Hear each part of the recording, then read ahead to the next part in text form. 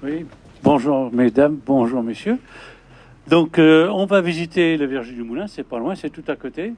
Donc rapidement, il y a 27 logements, je crois, de mémoire, dont 8 en accession à la propriété directe. Il y avait du PSLA, donc c'est du programme social logement accession, enfin bon, et puis du locatif. Il y a de l'habitat individuel jumelé et un tout petit immeuble de 6 appartements. Voilà, et la conception, on y reviendra, ça a été un peu long. Je passerai peut-être le crachoir à Jean-Vincent pour qu'il vous explique. On va faire un petit jeu. Il y a 8 en accession et 19 logements sociaux. Trouvez-les. Trouvez-les. Et trouvez où commence l'opération et où elle se termine. Je n'ai rien d'autre à vous demander. Je vous souhaite une bonne promenade et il faut vite en profiter. Oui. Qui garde le... Allez, je passe devant puisque je connais le quartier un peu. Donc, déjà, là, on est au cœur du village. La salle des fêtes, le centre de loisirs et la cantine et l'école sous la salle des fêtes et à côté.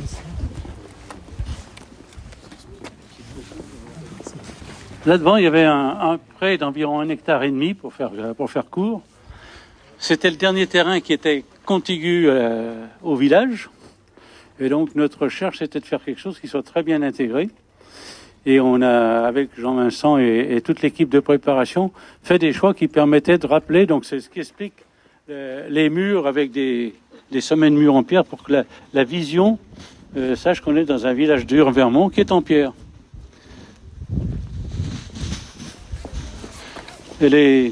Toutes les allées de pierre ont été faites parce qu'on venait d'équiper toutes les rues du village en pavé, enfin pas toutes les rues, mais mettre les rues du village, elles avaient été réalisées dans les années 2000.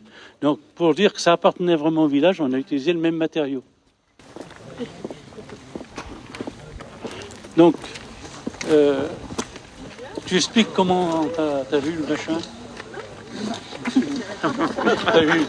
Comment t'as vu la physionomie plutôt? J'ai vu le machin. Non, vous allez voir, moi j'ai continué à regarder. Et puis, qu'est-ce que je peux vous dire? Oui. Cherchez parfois les limites entre l'espace public et l'espace privé. Voilà. Le village de Tréfort, pour ceux qui ne le connaissent pas, a une diversité d'espaces publics sidérante. Entre les rues, les passages, il y a un chemin, c'est le seul village que je connaisse où il y a un chemin intérieur qui est tout en herbe. Et quand je suis arrivé pour vivre dans cette région et travailler, j'ai été sidéré par les trottoirs de Cuisia qui étaient tout en herbe. Voilà, c'est-à-dire qu'on peut se contenter de couper l'herbe et on a des trottoirs tout à fait en bon état. Mais réfléchissez à la limite des espaces publics et des espaces privés et des phénomènes de voisinage. Voilà, par exemple. Après, non. Vous allez voir. C'est vous qui poserez des questions et voilà. Oui, là on est à l'arrière du restaurant qui est en façade sur la place principale. Donc on avait bien imaginé que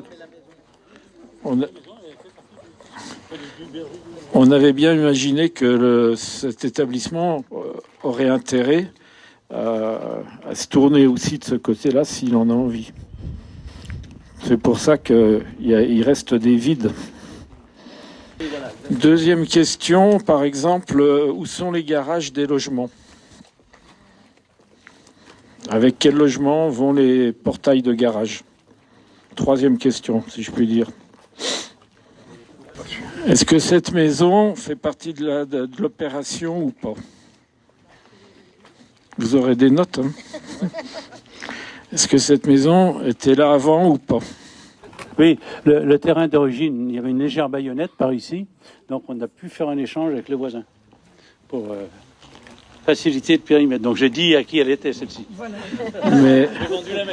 Mais en échange, on leur a donné une ouverture au fond de leur terrain sur la voie nouvelle, ce qui leur a permis de faire une opération de division de terrain. Voilà. En fait, on arrive à négocier beaucoup de choses quand on en prend le temps. Là, on est en cul-de-sac du point de vue des voitures, mais on continue en passage piéton. Il y a une ouverture dans le mur. Il y a un petit passage qui amène au four banal. Il y a un four banal communal ou privé, je ne sais plus. Il est privé. Privé, mais il donne sur la rue. Il a toujours fonctionné un peu en four banal collectif. Voilà. Alors ça c'est privatif ou pas? Ah, très bonne question. Très bonne question. Ah, ben voilà. Donc, allez, on va les attendre tous. Après, on donne à l'adapter. On fait une zone spéciale. Cette maison a déjà été agrandie. Cette maison a déjà été agrandie. Il y a une des deux ailes qui n'est pas d'origine. Ah, mais je constate, je ne critique pas. Oui. Et c'est là qu'on se rend compte d'ailleurs qu'à partir du moment où on accepte de mettre les bâtiments en limite, malgré des parcelles de petite taille, on peut avoir une qualité d'espace extérieur très grande. Les 3 ailes de ce bâtiment sont en limite de propriété. Et du coup, ils ont un jardin intérieur qui n'est pas du tout minable. Je vous invite à vous rapprocher, s'il vous plaît. Venez voir.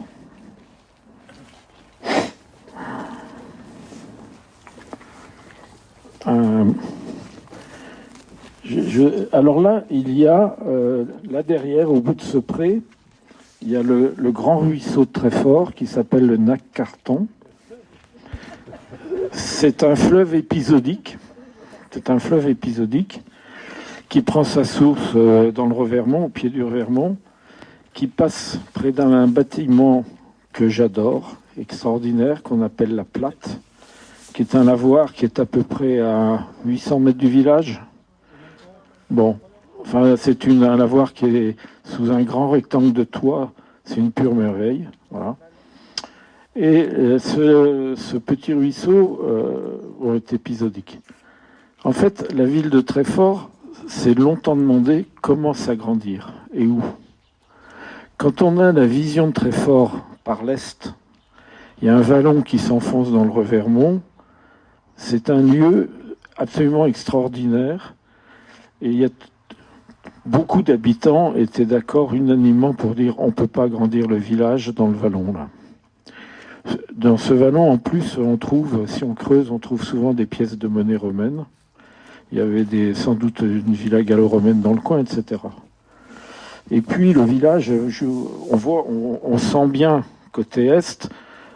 Très fort, l'origine du nom, ça veut dire 3 fois fort. Parce qu'au Moyen-Âge, il y avait 3 enceintes. L'enceinte du château, une enceinte intermédiaire et une enceinte globale. Bref, tout le monde était d'accord pour agrandir par là.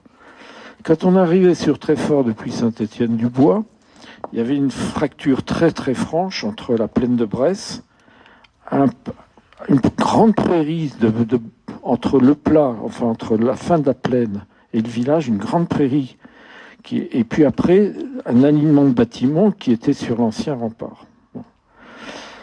Ça paraissait inadmissible, inenvisageable de construire de ce côté-là. Il y avait aussi une grande prairie à l'ouest, parce que la rue centrale qui repartait vers Cuisiat redescendait vers la plaine au nord. Donc nord-ouest, il y avait un grand triangle non construit.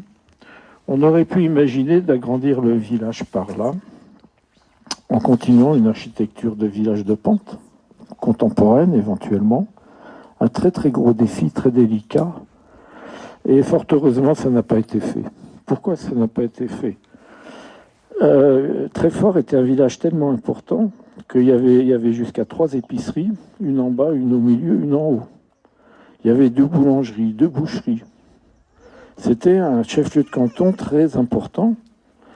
Et évidemment, avec la disparition le vignoble a été tué par le phylloxéra et les vignerons ont été tués par la guerre de 14-18. Donc, dans les années 50, il y avait énormément de veuves. Il y avait des vaches qui avaient appris à descendre dans les caves de vignerons. Il y avait des vaches dans le village qui descendaient les marches pour descendre dans les caves de vignerons. Il y avait de la veine pâture pour les chefs sur le Revermont, sur la pente, parce que les anciennes vignes, on ne pouvait rien faire d'autre que de faire promener les chèvres, etc. Il y avait une dépopulation. Il y avait beaucoup de bâtiments qui tombaient en ruine parfois, etc. Et donc, le seul endroit où ça ne gênait personne que le village s'agrandisse, ça a été de ce côté-là.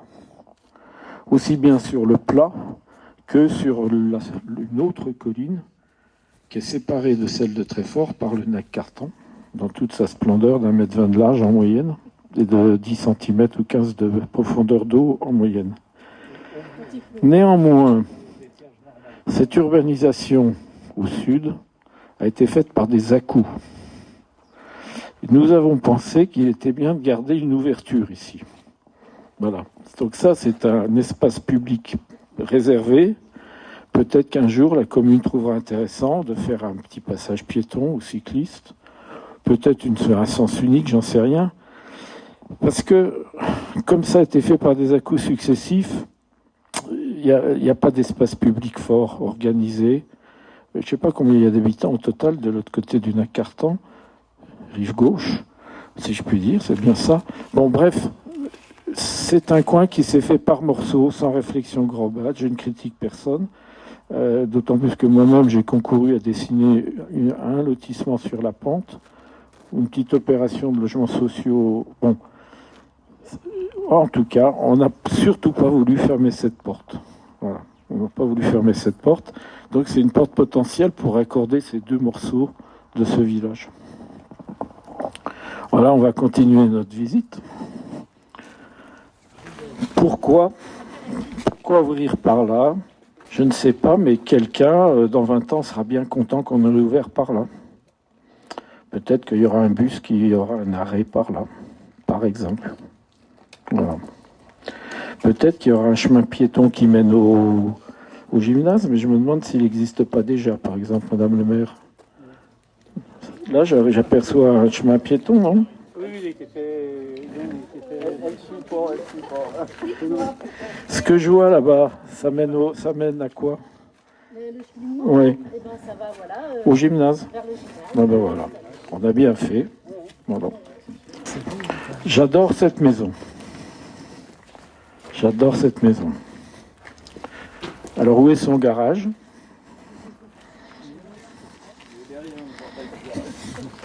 Mais alors celui-là, c'est à qui? Ah merde, il y a la couleur qui trahit. Bon, vous avez vu qu'on peut se garer ailleurs. Donc le jour où les habitants ils veulent faire quelque chose, je sais pas quoi. Ils disent bon bah on sort les bagnoles, on les gare ailleurs. Il y a une grande place dans le village et tout. Qu'est-ce qu'on peut faire là? À quoi ça peut ressembler? On peut faire une jolie petite fête, on peut faire un petit karting pour les voitures à pédales, on peut faire voilà, on peut se planter on ouvre les garages, il n'y a même pas besoin de louer des tentes. Hein, on ouvre les garages. Il peut y avoir le garage de fléchettes, le garage loterie, le garage bistrot pour enfants, le garage bistrot pour adultes. Hein. Moi, je verrais bien une fête, là, un jour. Vous m'appellerez, hein, Madame le maire. Voilà. J'ai toujours été fasciné par le fait que nos prédécesseurs se sont souvent impliqués à faire quelque chose de beau pour leurs écuries. Dès que les gens avaient un peu d'argent et tout, ils ont magnifié l'écurie. Et nous, on n'a pas suffisamment cherché à s'occuper intelligemment du garage et de la polyvalence que procure le garage. Non, on repart voir la déviation. Juste. Non, on repart par là.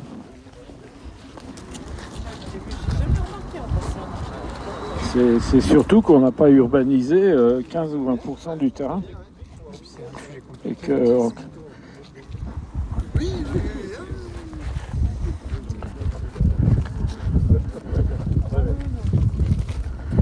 On n'a pas urbanisé 15 à 20% du terrain, volontairement. Bon alors, est-ce que vous connaissez tous la route qui commence vers Pondin et qui se termine vers Verjon, qui longe le pied du Revermont?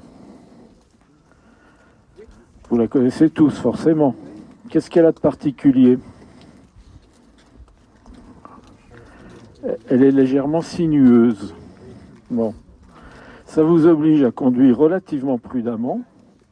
Secondement, vous suivez parfaitement la topographie. Troisièmement, votre regard, même si vous êtes seul conducteur, encore plus si vous êtes passager, vous avez un coup à droite, un coup à gauche, un coup à droite, un coup à gauche. C'est une régalade. La route du pied de Revermont est une régalade. C'est une promenade. Un jour, j'ai appris que l'État faisait une déviation, parce qu'autrefois, cette route n'existait pas. La route départementale traversait tout le village. Donc, quand les bus se croisaient, etc., il y avait certains problèmes. Mais d'où l'épicerie en bas, l'épicerie au milieu. Et je me suis précipité à la DDE pour voir les plans et j'étais catastrophé. Elle doit faire 3 km en ligne droite. Voilà. Elle doit faire 3 km en ligne droite, c'est-à-dire qu'il n'y a pas eu 2 minutes de réflexion au tracé de la voie. Une règle, et Barca en tire un trait. Et la commune a accepté, d'entrée de jeu, de ne pas construire sur à peu près 10 ou 15% du terrain. Donc quand on dit qu'on avait un terrain d'1,5 hectare, d'emblée on a dit on se retire par rapport à la déviation. Voilà, on se retire par rapport à la déviation. Voilà. Donc on s'est retiré par rapport à la déviation, c'est du gaspillage de terrain, sauf qu'on pourrait y faire un verger municipal, éventuellement, puis une fête des noix, et puis on ferait la fête des noix. Voilà. En remontant à la mairie, vous verrez un bassin sur la gauche, c'est des pierres de récupération. Ce bassin était à l'entrée de Cuisia. Il fallait faire un élargissement de carrefour pour la sécurité du trafic. La commune a bien mis de côté les pierres et il a été réinstallé là. Voilà. Alors, bon, il est en eau, c'est parfait. Et puis un jour, peut-être quelqu'un va avoir une idée. Voilà, pour l'utiliser. Je sais pas, on pourrait faire un concours de lessive à la main ou un truc comme ça, quoi.